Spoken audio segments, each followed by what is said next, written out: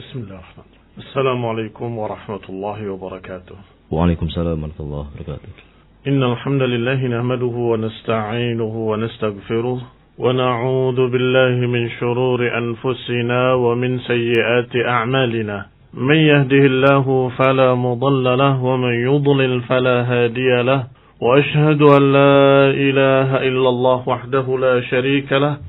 وأشهد أن محمدا عبده ورسوله صلى الله عليه وعلى آله وأصحابه والتابعين وتابعيهم إلى يوم الدين وبعد. Ikhwani fi din, a'azzakumullah, kaum muslimin para pendengar radio Indah Siar yang kami hormati.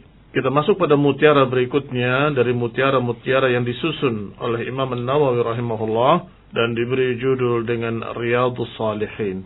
Masih kita masuk pada bab taubah dan kita sampai pada mutiara yang ke-15, yaitu hadis dari Abi Hamzah Anas bin Malik Al-Ansari radhiyallahu taala anhu yang merupakan pelayan Rasulullah sallallahu alaihi wa ala alihi wasallam. Beliau berkata, qala Rasulullah sallallahu alaihi wa ala alihi wasallam, bahwa Nabi bersabda, lillahi afrahu bitaubati abdihi min ahadikum saqata ala ba'irihi wa qad adallahu fi ardi falah. Muttafaqun alaih. Rasulullah sallallahu alaihi wa ala alihi wasallam bersabda, sungguh bagi Allah lebih gembira dengan taubat seorang hambanya dari salah seorang kalian yang menemukan untanya dalam keadaan dia telah kehilangan di padang pasir yang sangat luas. Kaum muslimin rahimani wa rahimakumullah, digambarkan di sini bahwa Allah lebih gembira daripada seseorang yang kehilangan untanya di padang pasir kemudian dia menemukannya kembali. Dalam riwayat yang kedua, dalam riwayat Muslim, disebutkan dengan kalimat yang lebih luas, lillahi asyaddu faraha bitaubati abdihi hina yatubu ilaihi min ahadikum kana ala rahilatihi bi ardi falah. Sesungguhnya Allah lebih gembira dengan taubat seorang hambanya yang bertaubat kepadanya daripada seseorang yang berada di atas kendaraannya padang pasir yang luas, fanfalatat minhu wa 'alaiha ta'amuhu wa syarabuhu. Ternyata untanya lepas dalam keadaan makanannya dan minumannya, perbekalannya ada di unta tersebut. Fa'aisa minha, maka orang ini pun putus asa setelah mencari kesana kemari, putus asa. Fa'ata syajaratan fattaja'a fi dhilliha, maka dia pun menuju sebuah pohon, kemudian dia duduk di bawahnya, di bawah naungannya. Wa qad aisa min rahilatih, sudah putus asa untuk mendapatkan untanya karena padang pasir begitu luasnya, sedangkan dalam keadaan perbekalannya ada di atasnya. Kata Nabi selanjutnya, fabainama huwa kadzalika id huwa biha qa'imatan 'indahu, ketika dia dalam keadaan berbaring di bawah pohon tadi, begitu dia bangun, dia melihat untanya sudah ada di hadapannya. Fa akhadha bi khitamiha, maka dia pun mengambil tali kekang unta tersebut dan berkata karena saking gembiranya, Allahumma anta abdi wa ana rabbuk. Dia berkata, ya Allah, engkaulah hambaku dan aku adalah Rabbmu. Akhta'a min syiddatil farah.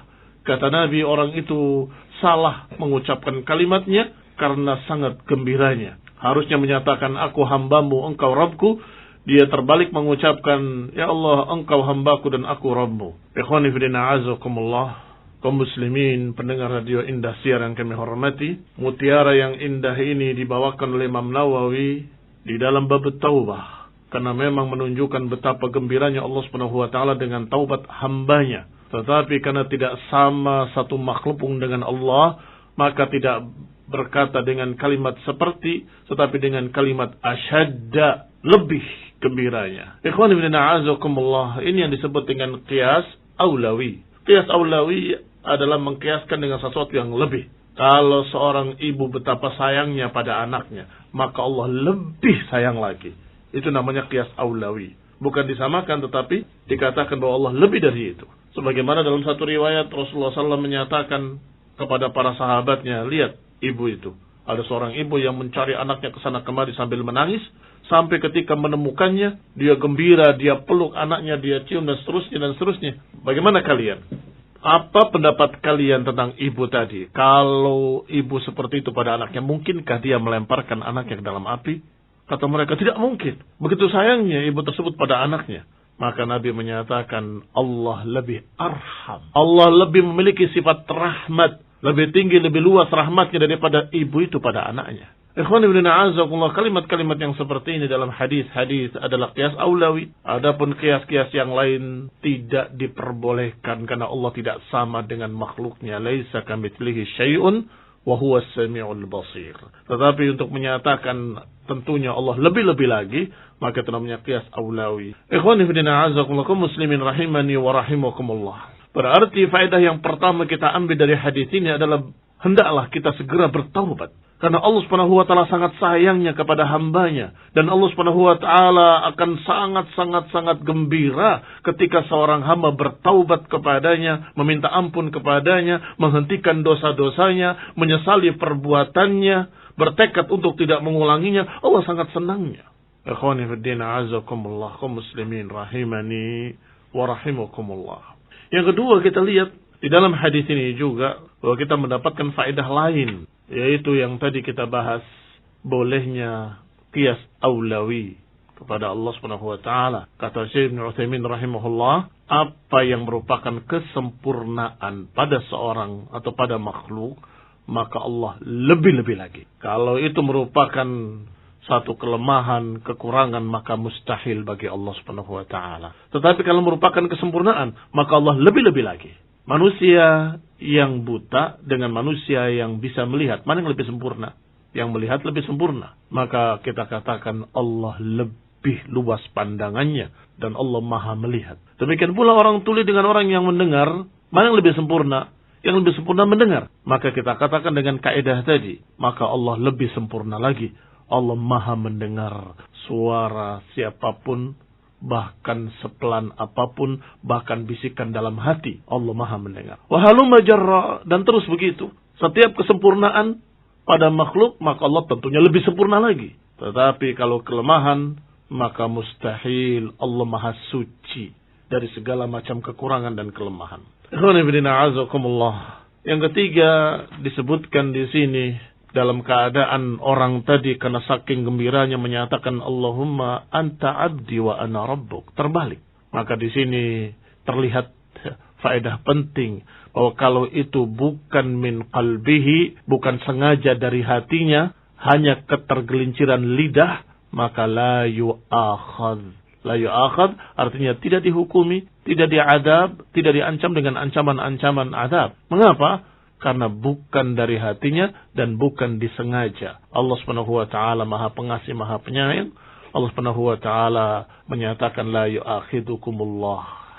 Allah tidak akan menuntut kalian. Atau dalam ayat yang sering kita baca dalam doa kita, atau yang doa yang diajarkan oleh Allah Subhanahu wa taala, Rabbana la tu'akhidna in nasina aw akhtana. Ya Allah, janganlah Engkau tuntut kami, Kau adab kami karena apa yang kami keliru, kami tidak sengaja, atau kami lupa. Disebutkan di dalam tafsirnya riwayat-riwayat bahwa Allah telah mengabulkan doa tersebut dan Allah enggak akan menghukumi orang yang lupa atau tidak sengaja. Dan Nabi menyatakan rufi'al qalam, diangkat pena dari mereka yang lupa sampai dia ingat, dari mereka yang tidak tahu, tidak mengerti sampai dia mengerti, dari mereka yang ila akhir hadis. Walhamdulillah, ini rahmat Allah Subhanahu wa taala dan ini merupakan kesempurnaan agama ini. Bahwa perkara yang tidak sengaja terucap dalam keadaan begitu saja, tergelincir lidah, maka itu tidak dihukumi atau tidak diadab atau tidak dihitung oleh Allah Subhanahu wa taala. Diangkat pena. Orang tadi mengucapkan kalimat yang mengerikan, kalimat kufur, menyatakan engkau hambaku dan aku adalah Tuhanmu. Ini mengerikan sekali. Tetapi itu terucap tidak disengaja dari hatinya. Hatinya ingin mengucapkan bahwa aku hambamu dan engkau adalah Rabbku. Tetapi tergelincir karena syiddatil farah. Sebagaimana ucapan Rasulullah SAW, akhta'a min syiddatil farah. Walhamdulillah, 3 faedah ini sangat pentingnya berkait dengan akhlak dan akidah. Semoga Allah Ta'ala memberikan kepada kita taufik dan memberikan kepada kita kemudahan untuk kita bertaubat dari semua kesalahan dan dosa-dosa kita. Semoga Allah menjadikan kita orang yang tawwabin, orang yang selalu bertaubat pada Allah Subhanahu wa taala. Amin. Wa sallallahu ala Muhammadin wa ala alihi wa ashabihi wa sallama tasliman katsira. Alhamdulillah telah disampaikan kajian Islam tentang bab taubat, dan sekarang kita menuju kepada sesi berikutnya, ini tanya jawab yang akan kita insyaallah bacakan pertanyaan Anda. Yang pertama, Afwan izin bertanya, saya berdagang mengisi warung-warung, tapi ada salah satunya warungnya yang berjualan rokok. Apa hukumnya jika saya berjualan ke warung tersebut? Atas jawabannya, jazakallahu khairan wa barakallahu fikum. Allahu alam, sesungguhnya ketika kita menjual barang kita, maka yang dilihat adalah apa yang kita jual. Kalau kita jual adalah barang yang halal, maka mudah-mudahan kasabnya adalah kasab halal. Adapun rokok yang mereka jual, gak ada kaitannya dengan kita. Pertama, ketika mereka menjual, belum tentu mereka paham kalau itu adalah haram. Dan belum tentu mereka mengerti. Atau kalaupun mereka mengerti, mereka akan mengatakan bahwa itu sebatas makruh dan seterusnya. Maka itu barakallahu fikum berkait dengan orang tersebut. Dan ini mungkin bisa kita analogikan dengan apa yang pernah kita tanyakan kepada beberapa ulama tentang menjual majalah. Bagaimana kita menjual majalah kita, majalah Islam, tapi mereka juga menjual kitab-kitab lain yang begini dan begitu. Kata dia, biarkan. Apa yang kita jual adalah kebaikan, sedangkan apa yang mereka jual adalah kejelekan. Demikian jawabannya, wallahu ta'ala alam. Artinya kita menawarkan kebaikan-kebaikan. Kita tidak menawarkan yang haram. Wallahu ta'ala alam. Kecuali kalau memang tempat itu khusus menjual kejelekan. Atau tempat itu khusus di tempat yang memang judulnya di atasnya adalah tempat maksiat. Misalnya komplek prostitusi dan sejenisnya. Kamu masuk ke sana, kamu taruh barang kamu. Ini yang kita khawatir itu adalah mendukung apa yang mereka bikin. Tetapi kalau yang namanya toko, ya pasti dia menjual segala sesuatu dari makanan dan minuman yang mereka anggap halal. Wallahu ta'ala alam. Berikutnya, bismillah, assalamualaikum warahmatullahi wabarakatuh. Waalaikumsalam warahmatullahi wabarakatuh. Semoga Ustaz selalu diberi kesehatan oleh Allah Subhanahu wa taala. Afwan mau bertanya, Ustaz, kita ingin menjual rumah atau tanah. Setelah dipasarkan ada orang yang mau membeli dengan harga cash, dengan harga yang telah disepakati. Tetapi setelah mau melakukan transaksi atau akad, kita mengetahui bahwa si pembeli membelinya dengan uang pinjaman dari bank. Bagaimana hukumnya kita sebagai penjual? Jazakumullah khairan. Kalau engkau tahu dia mengambil dari bank dari awal pertama, maka dia nasihati. Itu kewajibannya. Man ra'a minkum munkaran falyughayyirhu biyadihi. Siapa yang melihat kemunkaran maka dia rubah dengan tangannya. Kalau tidak mampu maka dengan lisannya. Kalau tidak mampu maka dengan hatinya. Baik. Kalau kita tahu sejak awal. Kalau kita tidak tahu, maka itu bukan urusan kita. Dia dapat uang dari manapun, sedangkan kamu menerimanya dari yang halal, yaitu menjual tanahmu. Pernah kita singgung pada beberapa pertemuan yang lalu bahwa uang haram dari bank itu la yatasalsal, tidak berantai terus, seakan-akan itu uang panas yang kalau pindah ke orang, panasnya pindah ke orang tersebut, padahal orang itu tidak tahu menahu. Misalnya seorang dengan uang ribanya beli beras di pasar. Apakah tukang berasnya menerima uang haram? Tidak, dia menerima uang penjualan dari berasnya. Taib. Terus yang ketiga, setelah tukang beras menerima uang riba tadi dipakai. Padahal dia nerimanya dari penjualan beras. Dia pakai untuk membeli sayur-sayur untuk di rumahnya. Tukang sayur tadi menerima uang panas begitu. Tidak demikian. Akan dilihat masing-masing dengan niatnya. Likulli imri'in ma nawa. Masing-masing orang mendapatkan dengan apa yang dia niatkan. Allah tidak melihat selain hati kalian dan perbuatan kalian. Maka hati kalian dalam keadaan menjual beras. Dan kalian juga meniatkan menjual beras. Menerima uang hasil penjualan beras. Maka kamu tidak salah. Sama dengan yang ini. Kamu jual tanah. Jual barang yang halal. Kamu menerima uang hasil dari penjualan kamu. Niat kamu apa? Niat kamu adalah menjual tanah tadi untuk mereka. Dan mereka tidak melakukan dengan tanah itu sesuatu yang haram. Apa yang salah? Tetapi masalahnya, man ra'a minkum munkaran. Siapa yang melihat kemunkaran, maka hendaknya dia menegur. Itu yang jadi masalah. Barakallahu fikum. Kemudian bismillah, semoga Ustaz Muhammad dan keluarga selalu diberikan kesehatan dan keberkahan. Amin. Afwan izin bertanya, apakah kita diperbolehkan untuk sholat hajat ketika ada keinginan dan sholat taubat ketika mohon ampun kepada Allah Azza wa Jalla? Jazakallahu khairan. Nah, ada sunnahnya. Walaupun sholatnya sesungguhnya tidak ada perbedaan dengan sholat sunnah lainnya. Tetapi disebutkan dalam riwayat tersebut, siapa yang berbuat dosa, kemudian dia sholat 2 rakaat meminta ampun kepada Allah, maka Allah akan ampuni. Maka itu diistilahkan dengan sholat taubat. Demikian pula sholat hajat, siapa yang keinginan atau siapa yang memiliki sesuatu hajat, kemudian dia sholat 2 rakaat, kemudian dia meminta pada Allah, mudah-mudahan Allah akan berikan padanya apa yang merupakan hajat-hajatnya. Allahu ta'ala alam. Adapun sholatnya seperti sholat sunnah lainnya. Ada pertanyaan mirip dengan pertanyaan sebelumnya atau kemarin-kemarin, Ustaz. Apakah ketika kita berniat untuk bangun akhir malam terus kita sholat witir 3 atau 5 rakaat dengan 2 rakaat salam, apakah ini tergolong sholat tahajud atau qiyamul lail? Jazakallahu khairan. Jadi sesungguhnya nama-nama itu adalah istilah-istilah dari sholat yang sama. Hanya saja kalau sebelum tidur biasa dikatakan qiyamul lail. Tetapi kalau setelah tidur kemudian bangun dijuluki dengan tahajud. Karena jumlahnya witir dikatakan dengan sholat witir. Apalagi namanya. Barakallahu fikum. Ini penamaan-penamaan berkait dengan keadaan-keadaannya. Kalau setelah tidur kemudian bangun di akhir malam, maka itu namanya tahajud. Hukumnya sama karena yang termaksud adalah sholat yang sama. Tetapi kalau seperti tarawih, belum tidur, habis isya, atau setelah sekian dalam keadaan belum tidur, tidak dikatakan tahajud, tapi dikatakan qiyamul lail. Salatnya ya itu juga. Salatul lail ya tahajud. Tetapi tahajud istilah itu ketika orang itu tidur kemudian bangun di malam hari. Barakallahu fikum. Berikutnya mau bertanya Ustaz. Bismillah. Assalamualaikum. Waalaikumsalam warahmatullahi wabarakatuh. Waalaikumsalam warahmatullahi wabarakatuh. Semoga Ustaz dalam keadaan sehat selalu. Amin. Afwan di luar tema. Berkaitan dengan kurban, saya punya hutang. Saya punya hutang yang tahun ini harus dibayar. Saya punya tabungan kurban. Bagaimana yang harus saya dahulukan Ustaz? Membayar hutang dengan memakai uang tabungan kurban atau tetap berkurban sedangkan hutang belum terbayar? Jazakumullah khairan wa barakallahu fikum. Wa iyyakum. Pernah ada jawaban dari Syekh Ibnu Utsaimin rahimahullah dalam pertanyaan yang mirip seperti ini. Kata beliau, kalau engkau yakin di bulan berikutnya engkau bisa bayar hutang tersebut, tidak mengapa. Engkau berkurban dulu sekarang.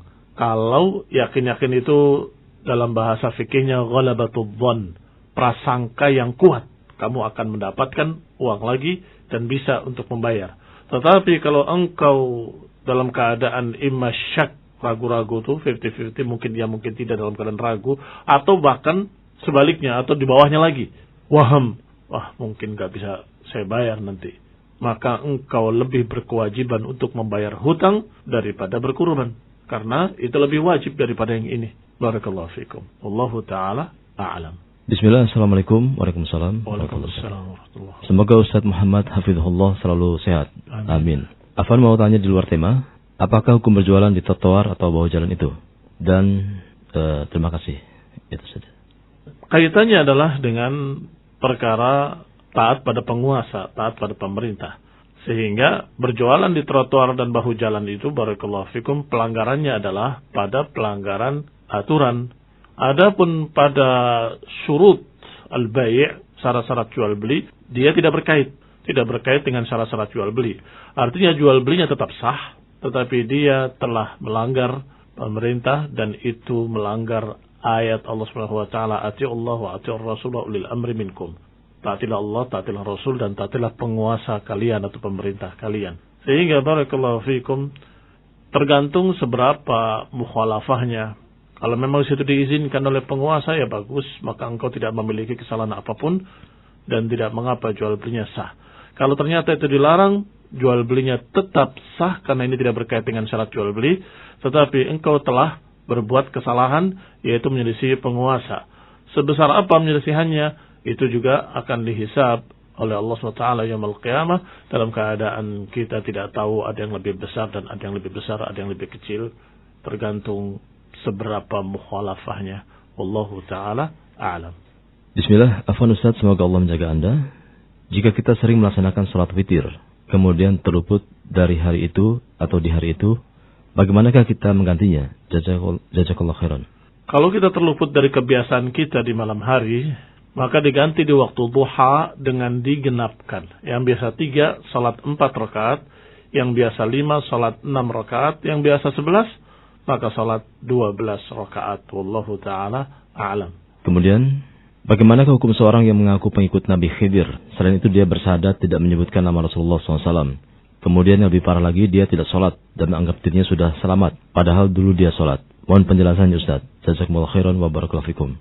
Wa fikum barakallah. Ikhwani fiddina azakumullah, para pendengar radio Indah Siar yang kami hormati, dan khususnya juga bagi penanya. Kisah Nabi Khidir ini adalah kisah yang disebutkan di dalam surat Al-Kahfi, dan disebutkan pula dalam tafsirnya, rinciannya bagaimana Nabi Musa ketemu dengan Nabi Khidir, adalah ketika Nabi Musa berkata, apakah ada orang yang lebih alim daripada aku? Maka Allah jawab dengan kejadian tadi, ada.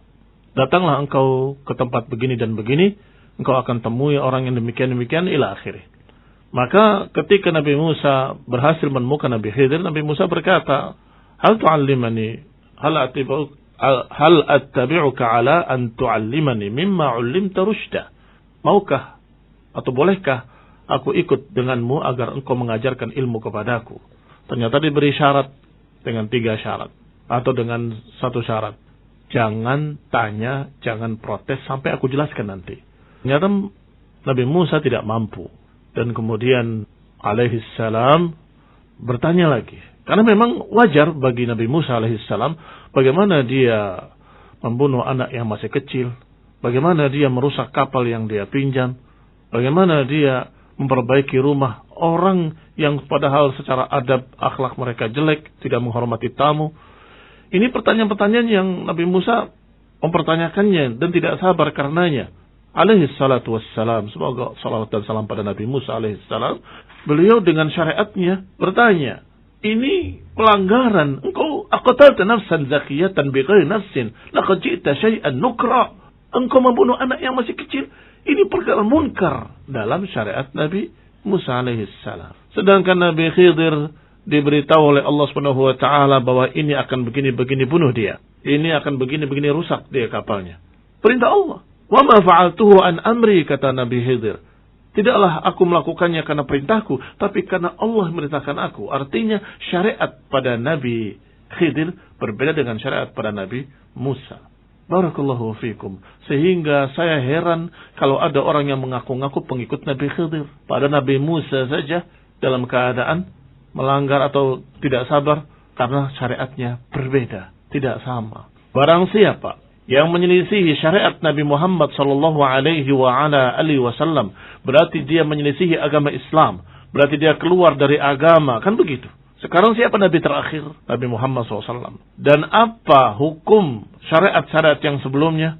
Disebutkan secara ijma' dari seluruh para ulama bahwa setelah datang Nabi Muhammad SAW, maka syariatnya membatalkan seluruh syariat-syariat yang sebelumnya, termasuk syariat Nabi Khidir, syariat Nabi Musa, syariat Nabi-Nabi sebelumnya. Karena sekarang ini, setelah diutus Rasulullah SAW, kita tidak boleh mengikuti syariat kecuali syariat Nabi terakhir, yaitu Nabi Muhammad sallallahu alaihi wasallam. Siapa yang menyelisihi dan keluar dari syariat Nabi terakhir ini, berarti dia keluar dari Islam.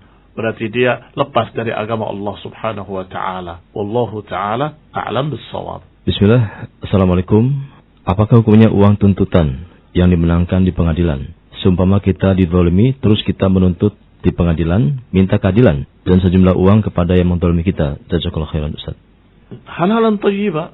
Syaratnya bahwa engkau benar-benar di pihak yang benar, tidak ada kecurangan, tidak ada saksi palsu, tidak ada kedustaan, dan pengadilan menuntut atau pengadilan memutuskan keputusannya bahwa engkau telah mendolimi maka engkau dituntut sekian. Maka itu perkara halal. Allahu ta'ala alam. Sebab itu sebagai ganti rugi dari apa yang kita terdolimi. Kemudian, Assalamualaikum Ustaz. Waalaikumsalam. Waalaikumsalam warahmatullahi wabarakatuh. Saya pedagang fried chicken, ingin menanyakan zakat tijarah. Bagaimanakah nisab dan perhitungannya? Jazakallahu khairan. Masalah zakat tijarah, ada sedikit perselisihan di antara para ulama. Di antaranya Syekh Al-Albani menyatakan tidak ada zakat tijarah. Kalaupun ada dan memakai riwayat yang disebutkan oleh beberapa ulama tentang zakat tijarah, maka itu awal pertama dari modalnya saja. Setelah itu selesai. Baik. Adapun yang berikutnya adalah zakat mal yang kau dapatkan dari keuntungan perdagangan tadi. Apakah ada yang tersimpan dan sudah melewati batas nisab, dan saya ingatkan atau saya ingat apa yang saya pernah sampaikan tentang nisabnya ya. Waktu itu saya sebut 96 atau 98. Ternyata setelah saya lihat lagi dalam beberapa kitab disebutkan 85 gram emas, ada yang berpendapat 90, ada yang berpendapat 92. Jadi ini sebagai ralat dari apa yang saya katakan kemarin. Kalau sudah harta itu di atas nilai tersebut, 85 sampai 92 tadi, maka barakallahu fikum, dia di atas nisab. Apakah sudah lewat 12 bulan tetap di atas nisab? Kalau lewat 12 bulan tetap di atas nisab, berarti dia terkena zakat mal yang dia simpan tadi. Barakallahu fikum. Adapun sebagian ulama memang berkata bahwa zakat perdagangan itu ada dan dihitung dengan nisbah.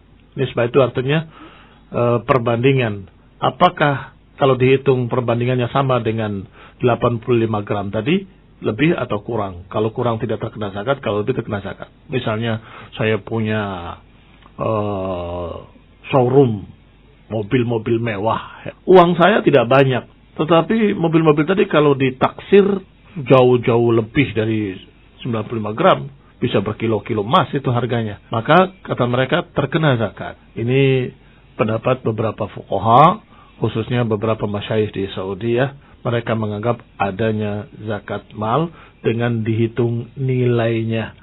Wallahu ta'ala alam. Dan kalau nggak salah disamakan dengan zakat mal. Artinya setiap 12 bulan keluar zakatnya. Tapi saya wallahu ta'ala alam cenderung kepada pendapatnya Syekh Al-Albani, bahwa kalaupun ada zakatnya, maka di awal zakatnya. Kadang-kadang ada orang yang punya masyru' tijarah dalam keadaan secara real hartanya dia tidak banyak. Artinya tidak bisa dia keluarkan uangnya. Dan tidak mungkin dia ambil dari mobilnya. Dia ambil ininya, dia ambil itunya untuk zakat. Tetapi kalau emas, dia tidak punya uang, ya emasnya yang dikeluarkan. Dipotong sedikit, keluarkan emasnya. Barakallahu fikum. Ustaz, jazakallahu atas penyampaian ilmu dan juga jawabannya. Alhamdulillah waktunya sudah selesai. Kaum muslimin, terima kasih atas perhatian Anda dan kebersamaannya, dan juga atensi Anda yang disampaikan. Semoga memberikan manfaat bagi kaum muslimin semuanya. Dan atas salah dan kurangnya kami mohon maaf yang sebesar-besarnya. Akhir kalam, kami undur diri. Wassallallahu ala Muhammadin walhamdulillahirabbil alamin. Subhanakallahumma bihamdika asyhadu an la ilaha illa anta astaghfiruka wa atubu ilaik. Wassalamualaikum warahmatullahi wabarakatuh. Bismillah. Assalamualaikum warahmatullahi wabarakatuh. Waalaikumsalam warahmatullahi wabarakatuh. Innal hamdalillah nahmaduhu wa nasta'inuhu wa nastaghfiruh wa na'udzu billahi min shururi anfusina ومن سيئات أعمالنا من يهده الله فلا مضل له ومن يضلل فلا هادي له وأشهد أن لا إله إلا الله وحده لا شريك له وأشهد أن محمدا عبده ورسوله صلى الله عليه وعلى آله وأصحابه والتابعين ومن تبعهم إلى يوم الدين. أما بعد, Ikhwani fiddin, a'azzakumullah, kaum muslimin pendengar radio Indah Siar yang kami hormati. Alhamdulillah wa nushkurulillah. Kita bersyukur pada Allah Subhanahu wa taala setinggi-tingginya atas kenikmatan yang banyak Allah limpahkan pada kita.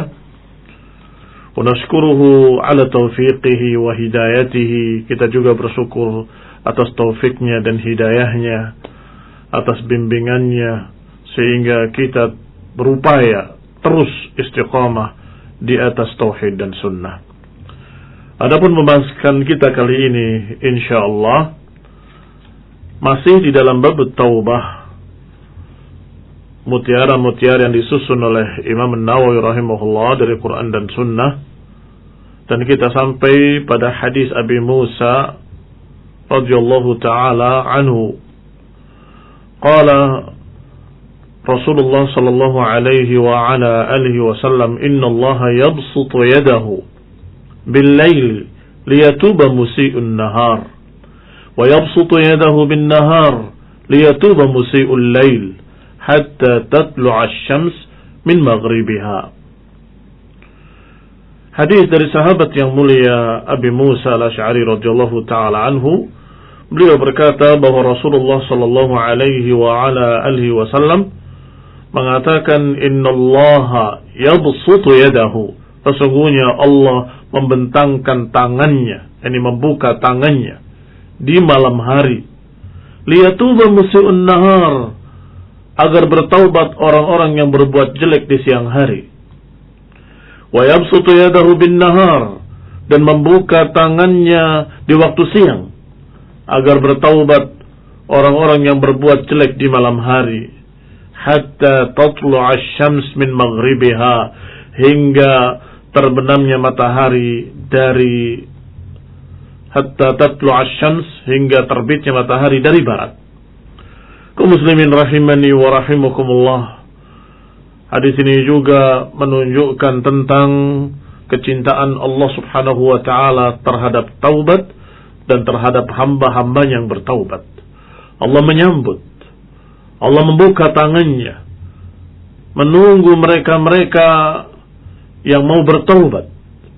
Ikhwani fillah azakumullah, sebagaimana diriwayatkan dalam hadis yang sering kita baca tentang turunnya Allah ke langit dunia di sepertiga malam terakhir. Dan kemudian Allah tawarkan dengan kalimat may yastaghfiruni fa'aghfirulah. Siapa yang mau bertaubat padaku, siapa yang mau minta ampun padaku, akan aku ampuni. Demikian Allah tawarkan. Barakallahu fikum, agar mereka segera bertaubat. Di dalam hadis ini juga seperti itu. Dikatakan oleh Rasulullah SAW bahwa Allah membuka tangannya di malam hari agar bertaubat orang yang berbuat dosa di siang hari. Dan Allah membuka tangannya di siang hari menyambut orang-orang yang bertaubat dari dosa-dosanya di malam hari. Kaum muslimin rahimani wa rahimakumullah. Dalam hadis ini kita mendapatkan beberapa faedah-faedah penting, khususnya yang berkait dengan pembahasan kita atau yang berkait dengan judul bab, yaitu taubat. Yang pertama, bahwa hadis ini dalil ala mahabbatillahi ta'ala lit-taubah. Yang pertama, hadis ini menunjukkan dalil bahwa Allah suka taubat hambanya. Allah cinta kepada taubat dan kepada orang yang mau bertaubat. Dan ini berarti persis seperti apa yang dibahas kemarin ketika disebutkan bahwa Allah Subhanahu wa taala asyaddu farahan, bahwa Allah Subhanahu wa taala lebih gembiranya dengan taubat hambanya lebih daripada seseorang yang kehilangan ontanya di tengah padang pasir yang luas, yang tandus, kering, yang kalau dia tidak bisa menemukannya, mesti dia akan mati. Karena perbekalannya, minumannya, makanannya ada di unta tersebut. Ketika orang itu sudah putus asa, menunggu mati di bawah pohon, ternyata dia terlelap tidur, ketika bangun, untanya sudah di hadapannya. Bagaimana gembiranya? Sangat gembiranya orang tadi, sampai salah mengucapkan kalimatnya dalam syukurnya pada Allah. Allahumma anta abdi wa ana rabbuk, astaghfirullah. Keliru dalam berbicara karena syiddatil farah, min syiddatil farah. Ini juga hadis menunjukkan bahwa Allah Subhanahu wa taala suka, cinta pada taubat hambanya, bahkan gembira. Maka dalam hadis ini juga dikatakan Allah membuka tangannya di siang hari agar orang-orang yang berbuat jelek di malam hari segera bertaubat di siang harinya. Siapa yang berbuat dosa di siang hari segera bertaubat di malam harinya. Dan Allah Subhanahu wa ta'ala membuka tangannya untuk menerima taubat hambanya. Ini adalah perkara yang sangat penting kita dapatkan dari hadis yang mulia ini, bahwa Allah cinta terhadap taubat hambanya. Yang kedua, kita mendapatkan juga faedah penting dalam masalah akidah dan ma'rifatullah, pengenalan terhadap Allah Subhanahu wa taala. Bahwasanya di sini disebutkan penetapan sifat tangan bagi Allah Subhanahu wa taala karena disebutkan dengan kalimat membuka tangannya. Innallaha yabsutu yadahu. Tentunya dengan catatan penting yang jangan sampai dilupakan. Kalau berbicara tentang Allah, maka ingatlah bahwa Allah laisa kamitslihi syai'un wa huwas samiul basir, bahwa Allah Subhanahu wa taala tidak serupa dengan apapun dan Allah Maha mendengar lagi Maha melihat. Maka walaupun makhluk melihat, Allah melihat, tetapi Allah maha melihat dan tidak sama dengan melihatnya makhluk. Demikian pula kalau makhluk mendengar, Allah mendengar, kita katakan tidak sama dengan makhluknya, karena Allah maha mendengar, tidak seperti mendengarnya makhluk. Demikian pula ketika berbicara tangan. Walaupun kita punya tangan, Allah punya tangan, jangan kita katakan sama. Sama dengan pendengaran dalam penglihatan tadi, kita katakan Allah maha mulia, maha sempurna, dan tangannya tidak sama dengan makhluknya, tidak sama dengan apapun, laisa kamitslihi syai'.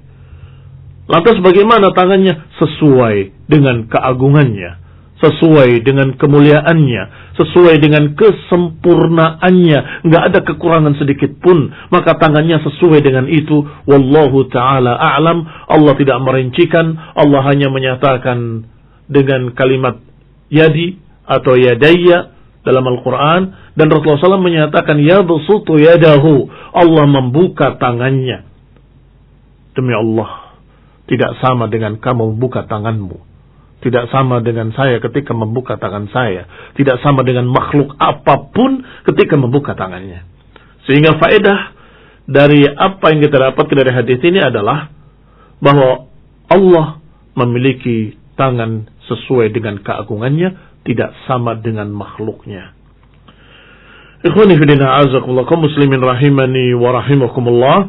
Yang ketiga, kita dapatkan pula dari hadis ini bahwa Allah Subhanahu wa taala memang menerima taubat walaupun terlambat.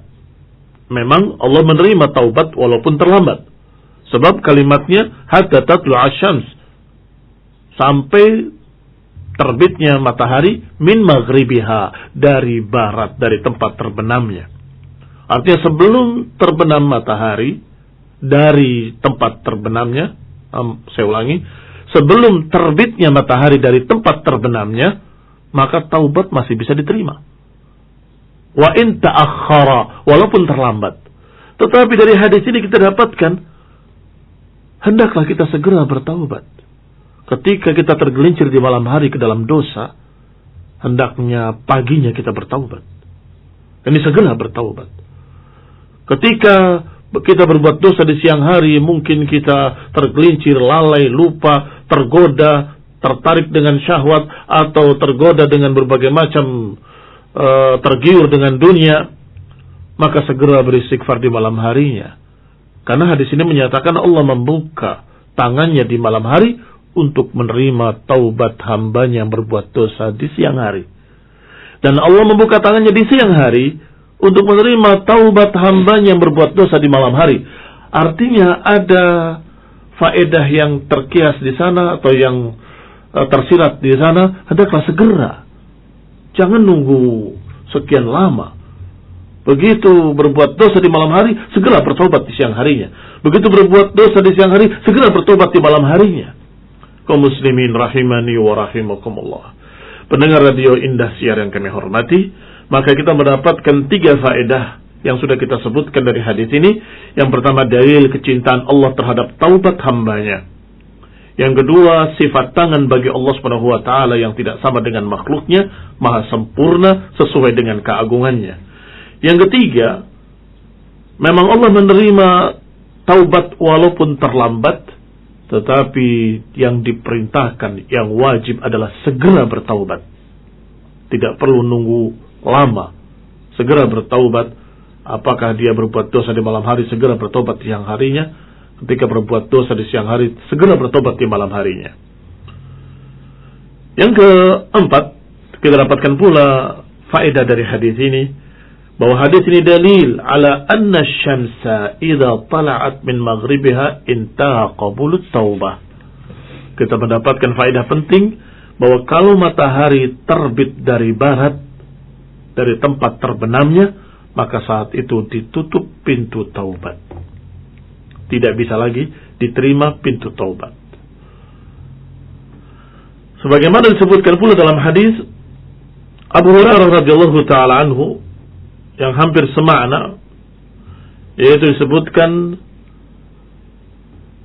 innallaha atau annallaha ta'ala yaqbalu at-taubah ma lam tatla' asy-syams min maghribiha. Hadis dari Abu Hurairah disebutkan bahwa Rasulullah SAW bersabda, Allah akan menerima taubat selama matahari belum terbit dari tempat terbenamnya.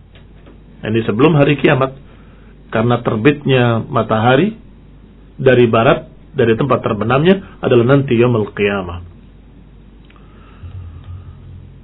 Adapun hadis yang mengatakan innallaha yaqbalu taubata 'abdihi ma lam yugharghir.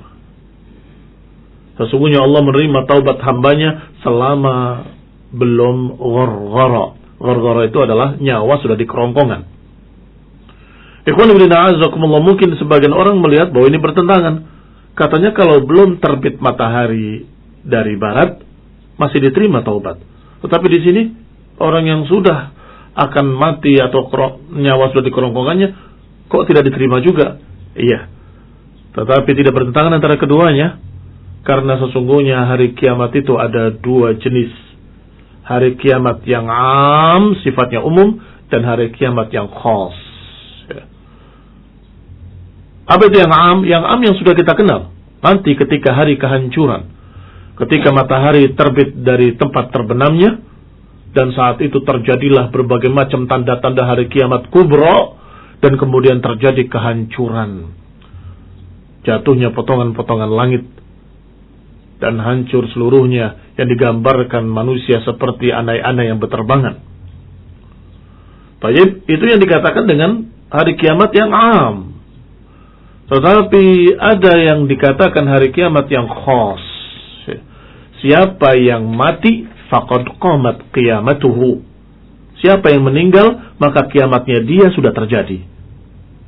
Jadi hari akhir bagi orang tersebut adalah ketika matinya. Sedangkan hari akhir bagi seluruh alam ini adalah hari kiamat kelak. Barakallahu fiikum. Sehingga disebutkan dalam hadis Ibnu Umar radhiyallahu taala anhuma, innallaha yaqbalu taubata 'abdihi ma lam yugharghir. Allah akan menerima taubat hambanya selama nyawa belum sampai di kerongkongan. Dan ini semakna dengan apa yang disebutkan dalam ayat Al-Qur'an. Dalam surat An-Nisa ayat 18, وَلَيْسَتِ التَّوْبَةُ لِلَّذِينَ يَعْمَلُونَ السَّيِّئَاتِ حَتَّى إِذَا حَضَرَ أَحَدُهُمُ الْمَوْتِ قَالَ إِنِّي تُبْتُ الْآنِ. Kata Allah, bukanlah taubat itu untuk mereka-mereka yang berbuat kejelekan hingga ketika dihadiri kematian tiba-tiba dia berkata, aku taubat sekarang. Maka ini tidak diterima. Sebagaimana Fir'aun ketika sudah tenggelamkan di dalam Laut Merah, dia berkata, amantu, aku beriman, bima amalat Banu Israel, aku beriman dengan apa yang diimani oleh Bani Israel. Allah tidak terima. Dan Allah katakan, al-ana faqad asaita qablu. Apakah sekarang? Padahal sebelumnya engkau menentang. Ini barakallahu fikum. Mudah-mudahan 4 faedah penting tadi bermanfaat buat kita semuanya kaum muslimin, pendengar Radio Indosiar khususnya, dan kepada kaum muslimin secara umum. Walhamdulillah Rabbil Alamin. Semoga Allah tetapkan kita dan hati kita di atas Quran dan Sunnah, di atas Tauhid, di atas ajaran Rasulullah sallallahu alaihi wa ala alihi wasallam. Amin. Wa sallallahu ala Muhammadin wa ala alihi wa ashabihi wa sallama tasliman katsira. Alhamdulillah telah kita dengarkan bersama kajian atau nasihat yang disampaikan oleh Al-Ustaz Muhammad bin Umar As-Sawid hafizahullah taala. Dan sekarang kita akan menuju pada sesi berikutnya. Ini akan menjawab pertanyaan-pertanyaan Anda yang Anda sampaikan di studio. Baik, yang pertama, bismillah, Afan Ustaz, semoga Allah senantiasa menjagamu. Amin wa iyyakum. Mau bertanya, mungkin tidak terkait materi, mungkin tidak terkait dengan materi. Apakah termasuk sunnah membawa anak-anak yang belum mumayyiz ikut sholat berjamaah di masjid dengan maksud mengajari mereka? Jazakumullah khairan wa barakallahu fikum. Nah, ada fatwa atau bimbingan dari Syekh Ibnu Utsaimin rahimahullah. Beliau menganjurkan hendaklah membawa anak-anak ke masjid yang mumayyiz. Kalau mau mengajarkan mereka adalah anak-anak yang sudah bisa diatur. Itu makna mumayyiz. Bahkan beliau berpendapat hendaklah anak itu tidak berpisah dari bapaknya. tetap di sebelah bapaknya. Jangan sampai bapak-bapaknya sholat, anaknya berlarian ke sana kemari, mereka main sendiri bersama teman-temannya, akhirnya mengganggu orang sholat. Bisa dibayangkan, padahal Rasulullah SAW menyatakan Al-Quran saja ketika ada orang sholat, hendaklah engkau membacanya dengan perlahan, jangan keras-keras, jangan mengganggu orang yang sholat. Demikian pula ketika sekian banyak sunnah-sunnah mengajarkan agar salat kita tidak terganggu. Hamparan pakaian jangan bercorak, nanti mengganggu kekhusyuan. Hiasan-hiasan di dinding jangan membuat corak-corak yang membuat orang terganggu.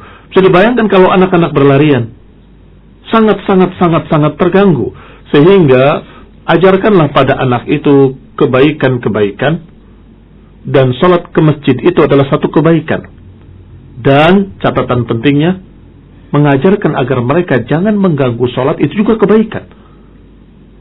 Dan ajarkan pada mereka, nanti ya kalau kamu sudah besar, nanti saya ajak ke masjid. Sekarang di rumah dulu ya sama Umi. Itu juga mengajarkan kebaikan. Barakallahu fikum. Sehingga ajarkan dan biasakan pada mereka, sehingga mereka paham ketika mereka ke masjid, mereka tidak berani untuk bermain-main. Taruh dia, letakkan anak tersebut di sebelahnya. Itu menunjukkan bahwa beliau, Syekh Utsaimin rahimahullah, tidak menganggap anak tadi memotong shaf atau membuat shaf tadi terputus. Beliau bahkan menyatakan di sebelahnya bapaknya masing-masing. Barakallahu fikum. Kemudian pertanyaan berikutnya, apakah seorang istri boleh meminta khulu kepada suaminya walaupun suaminya tidak setuju? Seperti jika seorang istri yang tidak mencintai suaminya dan khawatir berbuat kufur kepada suaminya jika harus bertahan hidup dengannya. Sehingga dalam hal ini, karena suami marah bolehkah istri membuat surat pernyataan khulu ke pengadilan sendiri tanpa izin dari suami? Namanya khulu itu bukan kepada suami. Namanya khulu itu bukan pula pengajuan kepada suami atau meminta persetujuan suami. Khulu itu sesuatu yang berbeda dengan cerai. Kalau kepada suami, maknanya bukan khulu, tapi cerai. Wahai suamiku, ceraikan saya. Kalau suaminya mengatakan, iya kamu cerai, maka itu bukan khulu namanya.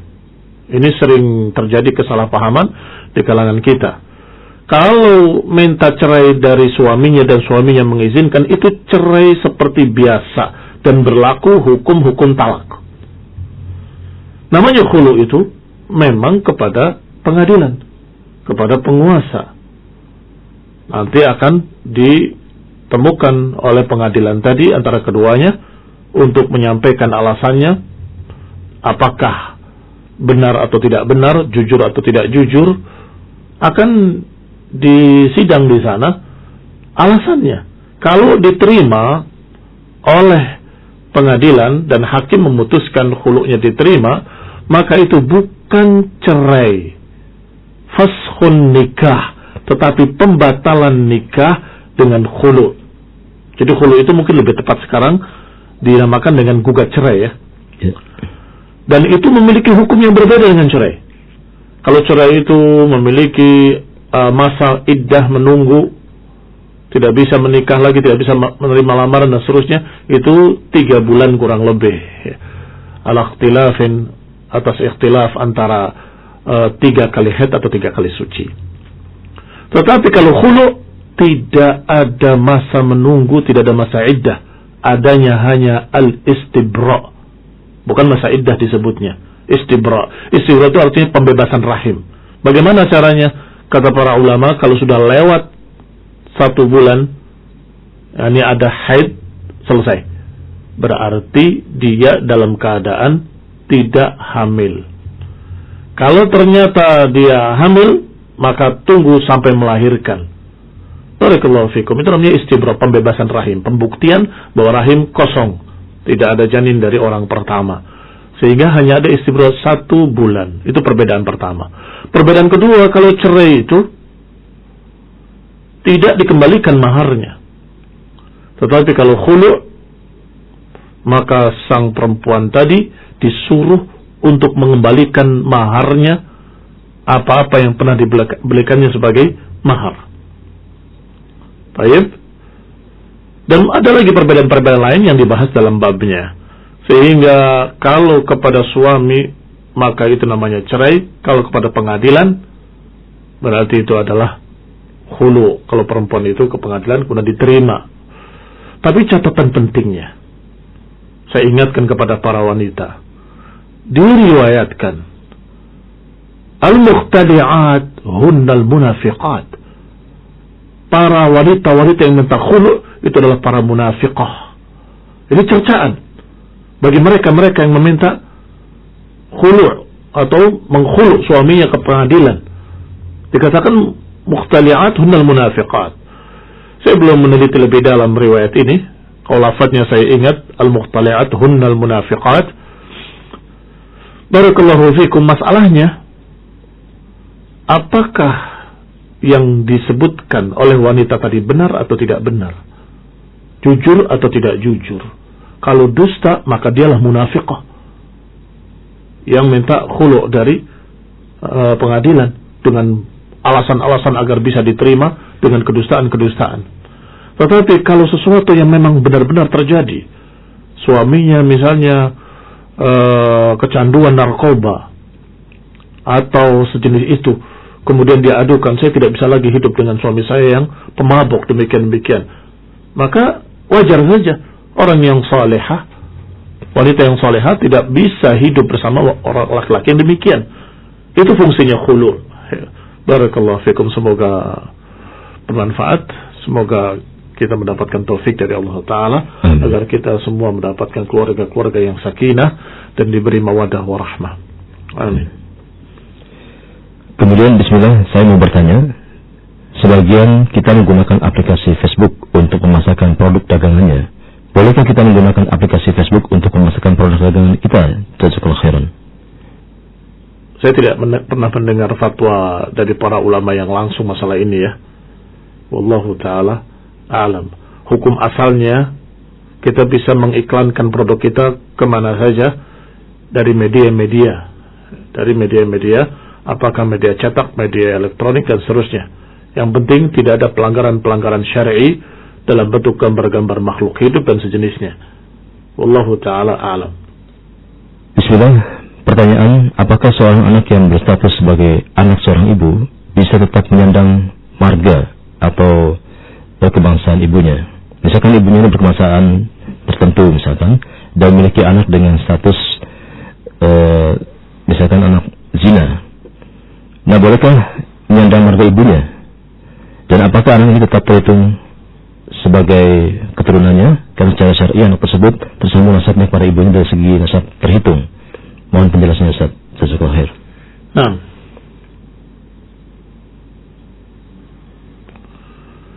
disebutkan dalam hadis yang sahih dalam Bukhari dan Muslim, ketika ada seorang sahabat radhiyallahu ta'ala anhu yang pernah di masa jahiliyahnya berhubungan dengan istri orang, kemudian dia berkata bahwa anak ini ya Rasulullah adalah anakku.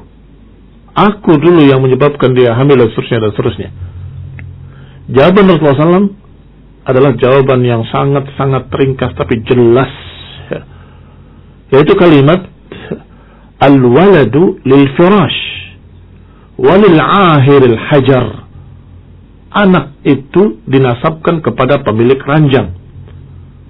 Adapun kepada pezina, maka dia hanya dapat batu. Apa makna pemilik ranjang? Artinya suami yang sah. Sehingga kalau ini saya tidak tahu kejadiannya, kalau kejadiannya adalah dengan berzina dengan istri orang misalnya, kemudian hamil, lahir anaknya, dalam keadaan tidak ada yang tahu, itu di masa-masa jahiliyah semuanya sudah bertaubat, Masya Allah, maka nasabnya tetap kepada bapak yang asli atau kepada suami si ibu tersebut. Orang yang berzina tadi tidak dapat apa-apa. Saya ulangi lafaznya, al-waladu lil firash walil ahir al-hajar. Anak itu dinasabkan kepada pemilik ranjangnya, yakni kepada suaminya, suami si wanita tadi. Adapun yang berzina tidak mendapat kecuali batu. Ikhwan fillah, mungkin ada sedikit perkara yang lain di sini. yaitu tentang penisbatan kepada bukan bapaknya. Itu dilarang. Man nasaba ila ghairi abihi faqad kafar. Larangannya keras sekali, dikatakan siapa yang menasabkan kepada bukan bapaknya, maka dia telah kufur. Yang ketiga tentang zinanya, atau tentang si ibu yang tidak menikah. Kalau tadi kan ada suaminya, disebutkan pada suami aslinya. Kalau tidak, bagaimana? Maka biasa disebut dengan ibnu ummihi. Ibnu ummihi. Fulan ibnu ummih. Fulan ibnu ummih, anak ibunya. Wallahu ta'ala alam, apakah bisa dinasabkan kepada nasab ibunya? Kalau mau dilengkapi, artinya ibnu ummihi binti fulan gitu, sebutkan marganya. Wallahu ta'ala alam. Kemudian pertanyaan terakhir, Ustaz, karena waktunya sudah habis. Semoga Allah menjaga antum. Amin. Mau bertanya, apakah ada keutamaan sedekah di hari Jumat? Dan apakah boleh jika seorang mengkhususkan sedekah di hari Jumat? Wallahu a'lam. Baik kaum muslimin dimanapun anda berada, alhamdulillah waktunya sudah selesai, dan jazakallahu khairan kepada Al-Ustaz Muhammad bin Umar Syamit yang telah bersedia untuk mengisi acara di studio ini untuk kita kaum muslimin. Dan kaum muslimin, terima kasih atas kebersamaan dan perhatian anda, dan terima kasih juga atas atensi pertanyaan anda. Semoga akan bermanfaat untuk kaum muslimin semuanya. Kaum muslimin dimanapun anda berada, insyaallah kita akan jumpa lagi pada kesempatan esok hari ataupun pada kesempatan lainnya. Semoga kita akan diberikan semangat untuk mempelajari ilmu dan mengamalkannya. Barakallahu fikum. Atas salah dan kurangnya kami mohon maaf yang sebesar-besarnya. Wassallallahu ala Muhammadin walhamdulillahirabbil alamin. Subhanakallahumma bihamdika asyhadu an la ilaha illa anta astaghfiruka wa atubu ilaik. Wassalamualaikum warahmatullahi wabarakatuh.